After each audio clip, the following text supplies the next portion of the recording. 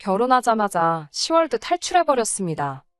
과연 이게 제가 인정머리가 없고 이해심이 없는 건지, 어떤 환경에서 자라야 그딴 생각을 갖는 건지 싶네요. 결혼하면 한 가족이 된다고 입에 개거품을 물면서 지 가족인 신우만 가족이고 친정은 남이 되는 겁니까? 다시 생각해봐도 정말 화가 나네요. 저는 올해로 30대 초반의 여자입니다. 아버지는 사업을 하고 있었고 저는 어린 시절에 부족함 없이 잘 살았습니다.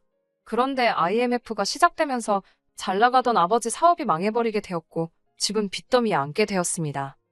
아버지는 백방으로 빚을 갚기 위해 이 일, 저 일 다 하시면서 돈을 벌러 다니셨지만 도무지 그 상황을 타개할 좋은 방법이 보이지 않았습니다. 온 가족이 단칸방 이사 다니면서 전업주부였던 어머니도 시장에 나가 일을 할 정도로 열심히 노력했지만 도무지 방법이 없었습니다. 아버지의 사업이 잘 될 때는 친척들 친가회가 할 것 없이 다 아버지한테 어떻게 콩고물 좀 뜯어내려고 친하게 지내고는 했는데 막상 아버지가 꼬꾸라져 버리니 친척들은 언제 그랬냐는 듯 등 돌려 외면하더군요. 어머니 어릴 적 친구분이 예전에 미국에 건너가 이민 생활을 시작했는데 거기서 돈이나 벌어보지 않겠냐며 어머니를 초대했고 어머니는 어차피 미국에 가게 된 거 제 교육이라도 미국에서 시키고 싶다며 저를 데리고 미국으로 떠나셨지요. 아버지는 혼자 한국에 남아서 생활하시며 빚을 조금씩 갚아나가기로 했고요. 그렇게 저희 가족은 거의 10년을 넘게 이산가족 신세가 되어 살았습니다. 그래도 어떻게 잘 풀리게 되어 저는 미국에서 대학교를 졸업하게 되었고 어느덧 한국에 남아있던 빚도 다 정리가 되었습니다. 그렇게 저랑 어머니는 다시 한국으로 금이환영까지는 아니지만 다시 돌아오게 되었습니다. 이름만 들어도 알아주는 명문대의 학력은 아니지만 그래도 배운 게 있다고 다행스럽게 취직도 금방 할 수 있었습니다. 그렇게 회사 생활하면서 한 사람을 알게 되었는데 그게 결혼까지 했던 남편이었습니다. 제가 한국에 돌아오게 되면서 사실 인맥이라고 할 만한 게 거의 없었습니다. 대학교 다닐 적에 유학생들이 몇 명 있기는 했지만 사실 미국에서 공부하면서도 생활비가 빠듯해서 저는 거의 어울리지 못했어요. 저는 아르바이트까지 병행하면서 해야 했었거든요. 그러다 보니 사실상 친구라고 부를 만한 사람들이 거의 없습니다. 어릴 적에 친하게 지내던 친구들이 있고 연락이 닿아서 몇 명은 만나서 오랜만에 인사도 하고 했지만 사실상 친구라고 부르기에는 너무 오랜 시간의 공백이 있어서 사실 제대로 친해질 기회도 없었습니다. 직장 동료들도 있기는 하지만 사실 직장 동료들하고는 어지간해서는 친구가 되기 힘들잖아요. 사회생활을 하다 알게 된 지인이라고 하는 게 더 가깝지. 마음에 있는 이야기 터놓고 할 만한 사람 하나 없었습니다. 오히려 서로 빈틈만 보여봐라 하면서 살쾡이 눈을 뜨고 어떻게 직장 내에서 밟고 올라가려는 분위기가 더 컸지요. 남편이 저보다 4살이 많았는데 남편한테는 4살 어린 신우가 있었습니다. 그러니까 저랑 동갑이지요. 남편과 연애하던 당시에 사실 친구가 없는 부분에 대해서는 넋두리를 한 적이 없습니다만 결혼 이야기가 오가면서 남편이 제 친구들을 한번 만나보고 싶다는 이야기를 한 적이 있었는데 그때 솔직히 제가 친구라고 부를 만한 사람은 없다고 이야기를 한 적이 있었거든요. 남편은 제 상황을 어느 정도 이해를 했던 것 같고 그냥 그렇게 넘어가나 했는데 하루는 저한테 신우 이야기를 꺼내면서 제가 신우랑 친해지면 참 좋겠다 하는 그런 이야기를 꺼내더라고요. 솔직히 남편 입장에서는 마음 써준다고 꺼낸 이야기라고 생각되겠지만 제 입장에서는 썩 좋은 제안은 아니었습니다. 당시에 진지하게는 아니지만 결혼 이야기도 어느 정도 나오고 있던 상황이었는데 앞으로 신우 올케 사이가 될 수도 있는데 신우랑 친구처럼 지내자는 게 솔직히 제 귀에는 여간 불편하게 들릴 수밖에 없었지요. 물론 몇몇 사람들은 더러 신우와 친구처럼 정말 친하게 지내는 사람들도 있다고 들었지만 저는 부담스러운 마음이 더 컸습니다. 그래서 좋게 좋게 거절 아닌 거절을 하며 날짜를 차일피일 미루고 있었는데 남편은 그걸 제가 숫기가 없어서 그런다고 생각했는지 그냥 약속 장소에 저에게는 말도 없이 신우를 데리고 온 적이 있었습니다. 신우가 저랑 동갑이기는 한데 저랑은 정말 정반대라고 해도 과언이 아닐 정도로 잘 안 맞습니다. 신우는 외향적이고 겉보기에 화려하고 꾸미는 거 좋아하는데 저는 내성적이고 조용조용한 성격이거든요. 반대끼리 끌려서 친해지는 사람도 있다지만 신우 또한 솔직히 저랑 같은 생각을 하고 있다 느낄 정도로 저랑 친해지는 데에는 별로 관심도 없어 보였습니다. 말도 몇 마디 나누지 않았어요. 관심사도 전혀 다르고 멋내는 거 좋아하는 신우는 제가 멋내는 거에는 별로 관심이 없다는 걸 알고는 흥미가 떨어진 듯 그 다음부터는 말도 안 걸고 손톱만 다듬고 핸드폰 화면만 계속 보고 있었지요. 신우가 저를 무시한다고 한 행동이 아니라는 것도 알고 있고 잘못된 행동이라거나 기분이 나쁘다거나 하지도 않았어요. 오히려 잘 되었다 생각했지요. 신우가 남편처럼 나서서 저랑 진짜 친구가 되고 싶다거나 하면 많이 부담스러울 것 같았는데 알아서 거리를 더 주고 있으니 말입니다. 그 뒤로는 남편이 신우랑 같이 해서 몇 번 더 자리를 만들어 보려고 했지만 신우도 딱히 관심이 없어 보였는지 의욕적으로 자리에 나오지도 않았고 나오더라도 그냥 같이 밥만 먹고 간다 뿐이지 저랑 친해지는 건 어렵다고 생각했는지 그냥 오빠랑 결혼할 여자라고 인사치레 정도만 해주는 거라 생각했어요. 제 입장에서는 어쨌든 자리만 채워주는 상황이긴 하지만 오빠 부탁에 하는 수 없이 나와주는 모습이 우애가 좋아 보이기도 했고 이유 자체로만 두고 본다면 제가 친구가 없는 상황에 남편이 도와주려고 했던 거나 마찬가지였으니 그 부분에 대해서 제가 잘못됐다는 생각을 가질 상황도 되지 않았습니다. 오히려 둘이 사이가 좋아 보이니 그 부분에서 남편이 가정적인 사람이라는 생각을 하기도 했어요. 제가 외국에서 어머니와 단둘이 지내면서 조금 힘들고 외로웠던 어린 시절을 보내서 그런지 배우자가 가정에도 충실한 그런 사람이면 싶었거든요. 아무튼 그렇게 저는 남편과 결혼까지 하게 되었습니다. 연애하면서 크게 다툰 일도 없었고 저는 물론 저희 부모님한테도 잘했거든요. 저도 빨리 안정된 가정을 꾸리고 싶은 욕심도 있었고 남편도 나이가 있었으니 결혼을 준비하는 과정에서 그렇다 할 문제도 없이 잘 끝나게 되었습니다. 결혼 생활 초반에도 그렇다 할 문제는 없었습니다. 결혼식 이후에 해외에서 고생만 죽어라 하셨던 친정어머니가 건강이 조금씩 안 좋아지기 시작하면서 제가 회사가 끝나고 나서 밤에도 일을 나가시던 아버지를 대신해서 친정에 들러서 어머니 보고 가는 일이 자주 있기는 했었지만 매일같이 가야 했던 것도 아니었고 다른 일도 아니고 친정어머니 일인데 남편도 그걸 가지고 뭐라 하지 않았어요. 그런데 하루는 출근해 있는데 점심때쯤에 남편이 밥솥에 밥이 왜 없냐는 연락을 받게 되었습니다. 서로 일터에서는 일한다고 정신 팔려서 연락 같은 거 거의 하는 사람도 아닌데 난데없이 회사에 있을 시간에 밥 타령을 하고 있으니 무슨 일인가 싶었지요. 어디 몸이라도 안 좋아서 일찍 퇴근했나 싶었는데 집에 왔느냐고 물어보니 따로 대답이 없더라고요.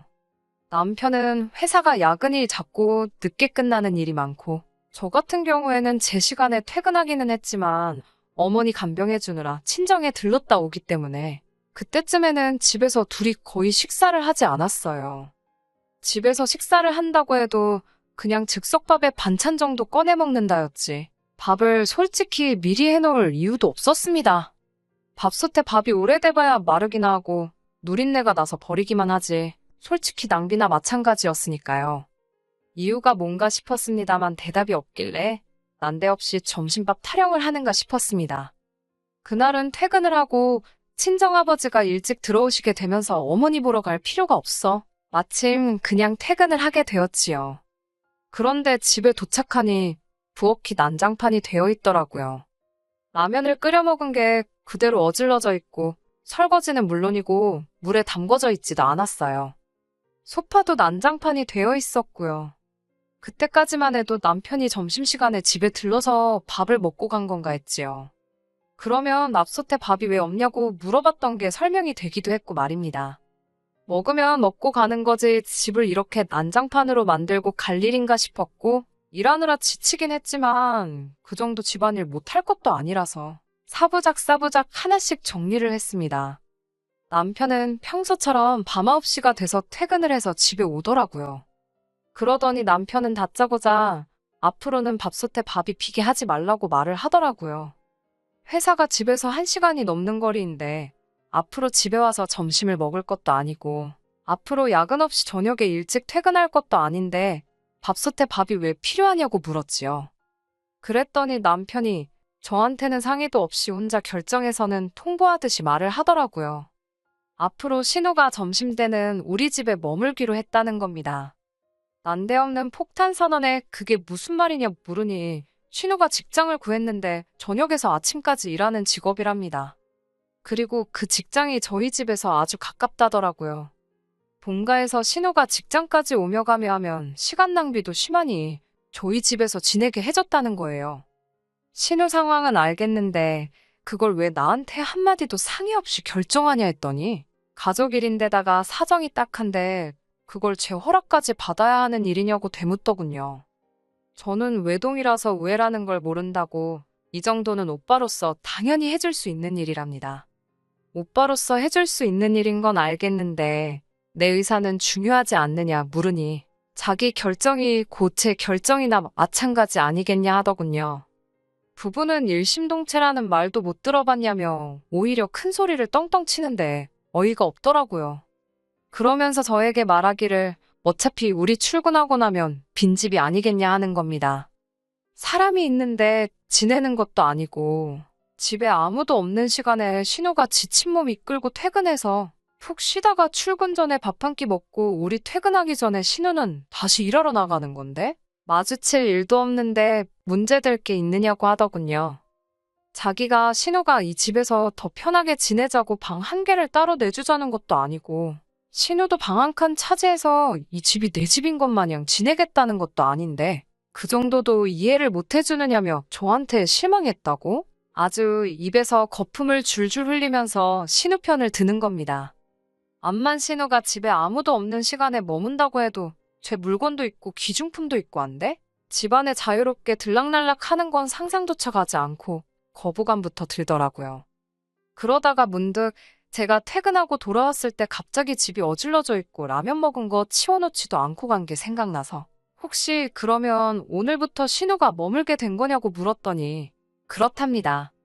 그러니까 낮에 저에게 전화해서 밥솥에 왜 밥이 없냐고 물은 게 궁금해서 물어본 게 아니라 저한테 싫은 소리를 한 거였지요. 지 동생이 출근하기 전에 푹 쉬다가 밥도 먹고 나가야 하는데 제가 감히 신우가 먹을 밥도 준비를 안 해놓고 있었으니 그게 기분이 나빴다는 겁니다. 집에 아무도 없는데 어떻게 들어온 거냐 했더니 이미 남편이 신우한테 현관문 비밀번호까지 다 알려준 상황이었던 거예요. 100번 양보해서 신우가 저희 집에서 출퇴근하는 걸 허락해준다고 해도 제가 신우가 먹을 밥까지 준비해줘야 하고 신우가 어질러 놓은 부엌이며 방이며 제가 치우라는 소리잖아요.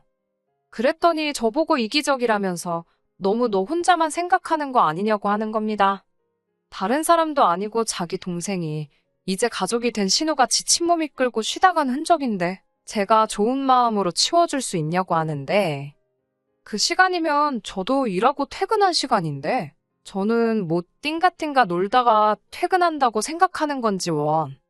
도대체 신우가 무슨 일을 하길래 그것도 20대 후반의 여자가 강남 근처에서 저녁에 출근해서 아침이 밝아 남들 출근할 시간에 퇴근을 하는지는 모르겠지만 얼마나 힘든 일을 하길래 내가 신우가 퍼질러져 있던 뒷자리까지 치워놓고 살아야 되냐고 했어요.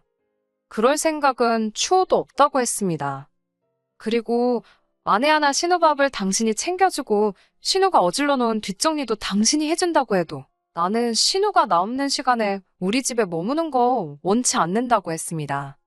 집이 비어있는 시간에는 비어있게 그냥 두라고. 신우가 우리 집에 머물면서 월세로 한 달에 억만금을 준다고 해도 아닌 건 아닌 거라고 딱 잘라서 거절을 했지요.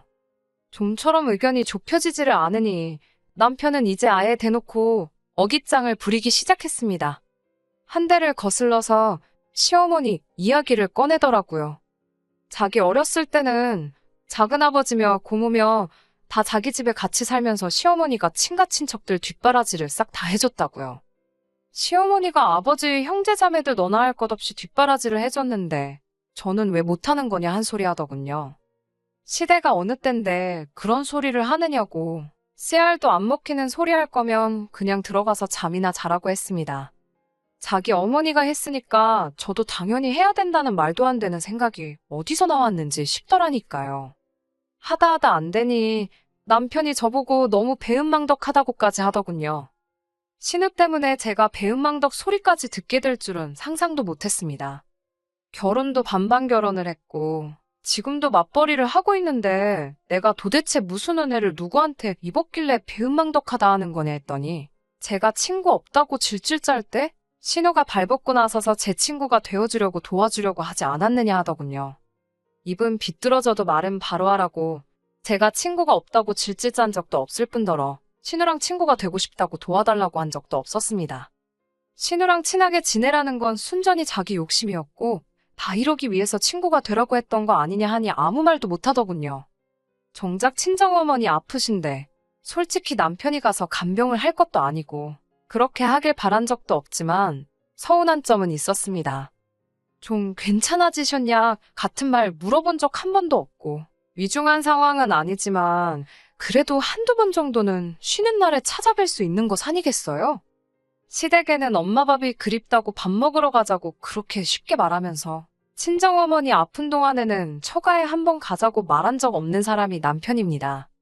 그런데 거기다 대고 지금 가족의 돌이 운운하면서 신우가 우리 집 들어와서 지내는 건 되네요 어쩌네 하고 있으니 더 할 말이 없더라고요. 그래서 남편한테 그러면 신우가 쉬게 해줄 테니 나도 친정어머니 우리 집에 모시겠다 했습니다. 가족 좋은 게 뭐냐고 친정어머니 몸 불편하시니? 신우가 집에 같이 머물면서 우리 엄마 간병도 해주고 우리 엄마도 집에서 가만히 있으면 심심하실 테니 신우 점심때 되면 밥 챙겨주고 하면 얼마나 좋겠냐고요. 그렇게 하게 해주면 신우가 우리 집에 점심 내내 있던 아예 방 한 칸 차지해서 눌러앉던 저는 아무 말도 안 하겠다고 했습니다.